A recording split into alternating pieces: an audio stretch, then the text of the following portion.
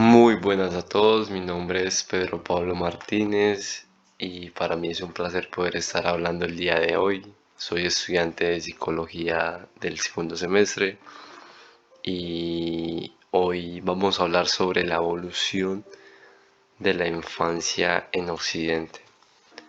Y vamos a tener en cuenta y vamos a ir investigando estas preguntas que les voy a hacer a continuación. ¿Qué es la infancia? Y si realmente tiene alguna relevancia estudiarla. Es muy importante tener en cuenta que a lo largo del tiempo la visión sobre los niños y su papel en la sociedad ha cambiado de manera sorprendente y nos daremos cuenta que vamos a pasar desde que los niños sean considerados pequeños adultos sin derechos hasta que se conviertan en el centro de políticas de protección y educación.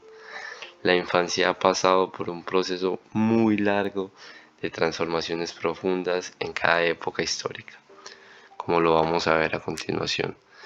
Vamos a hablarlo y vamos a tratarlo a través de una línea del tiempo, teniendo en cuenta la edad prehistórica que comenzó en el 3000 antes de Cristo, pasando por la edad antigua que comenzó en el 3000 antes de Cristo al 476 después de Cristo. Ya después vamos a pasar por la Edad Media, que es el 476 después de Cristo, hasta 1492. Ya vamos a saltar a la Edad Moderna, que es 1492 hasta 1789. Y la actualidad, la edad contemporánea, que es desde 1789 hasta la actualidad, como les estaba comentando. Entonces vamos a pasar aquí a continuación, comenzando por la edad prehistórica. Es muy importante tener en cuenta que en la edad prehistórica la infancia no se veía como una etapa especial de la vida, básicamente porque la humanidad vivía en grupos nómadas, organizados como cazadores y recolectores, dadas a las circunstancias del momento que ellos tenían que buscar la supervivencia y llevar recursos a donde ellos vivían. Eh, no existía la escritura ni una civilización organizada, debido a que sus prioridades eran sobrevivir. Es muy importante tener en cuenta que en la infancia los niños aprendían viendo e imitando a los adultos. Entonces un niño aprendía cómo cazar y cómo recolectar. Y es muy importante tener en cuenta que si uno de los niños no era suficientemente fuerte, tenía muy pocas probabilidades de sobrevivir, dadas a las condiciones del momento. Entonces, si cuando ellos iban a cazar el niño no tenía ni la fuerza ni la velocidad para huir de los depredadores, lamentablemente el niño tenía muy altas probabilidades de morir. Ya aquí en la edad prehistórica vamos a pasar a la edad antigua y es muy importante entender el contexto de este momento porque en la edad antigua comienzan a aparecer las grandes civilizaciones como lo es Grecia y Roma. Ya las sociedades comenzaron a estructurarse y la infancia empezó a diferenciarse según la clase social. Por ejemplo, en Grecia, los hijos de las familias nobles recibían una educación filosófica y matemática, mientras que las familias bajas, dadas a las condiciones, tenían que trabajar desde muy pequeñitos. Y es muy importante tener en cuenta y analizar que, por ejemplo, los espartanos, ¿cierto? La educación en ese caso desde la infancia tenía un enfoque militar.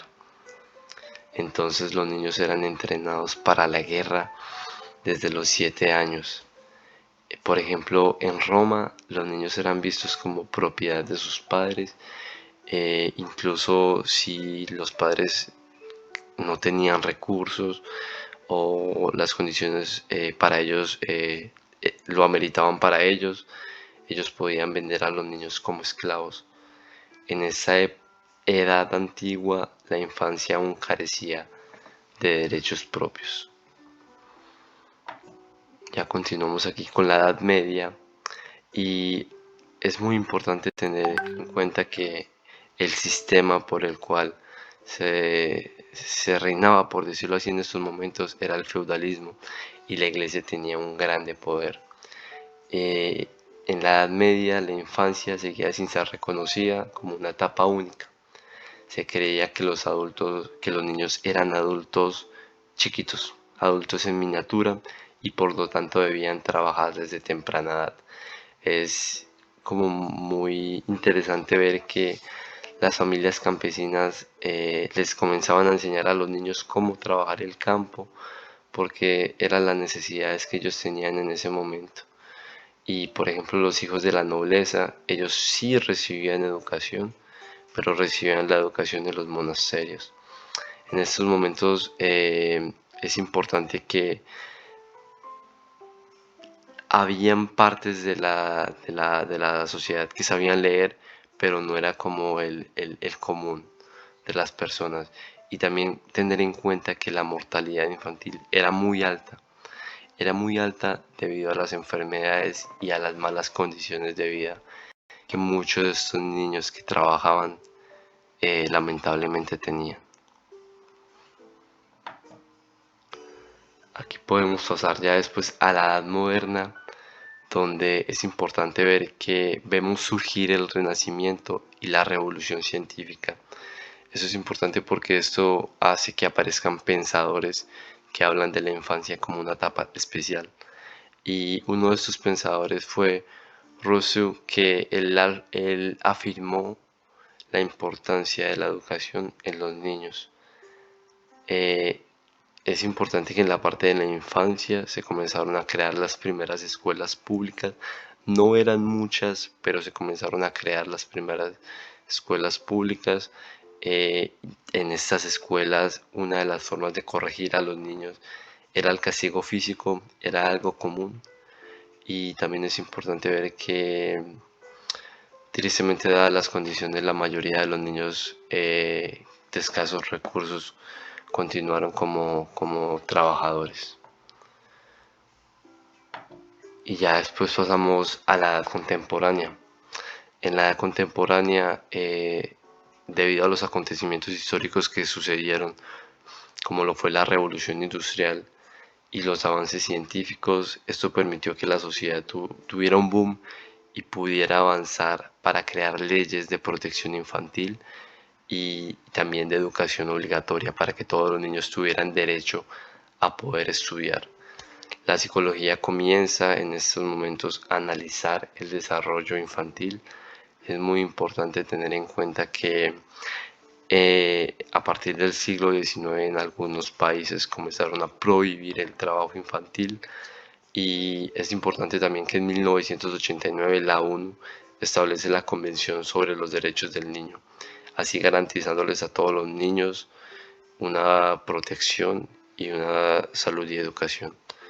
Aquí entran a jugar pensadores y mentes psicológicas como lo fueron Piaget, Freud, Trotsky, y ellos nos han ayudado y han investigado a entender la importancia que tiene para la vida de las personas su desarrollo infantil.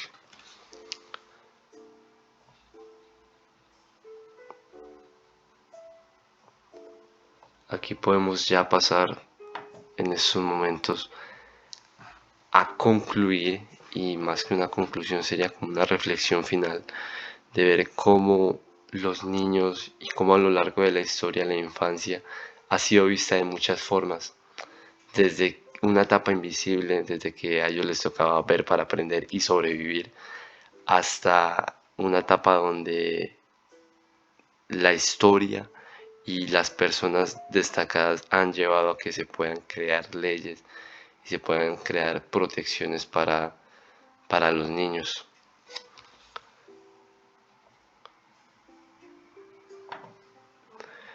Y aquí hay una pregunta que tenemos y es ver cómo ha cambiado la visión de la infancia y su impacto en estos días.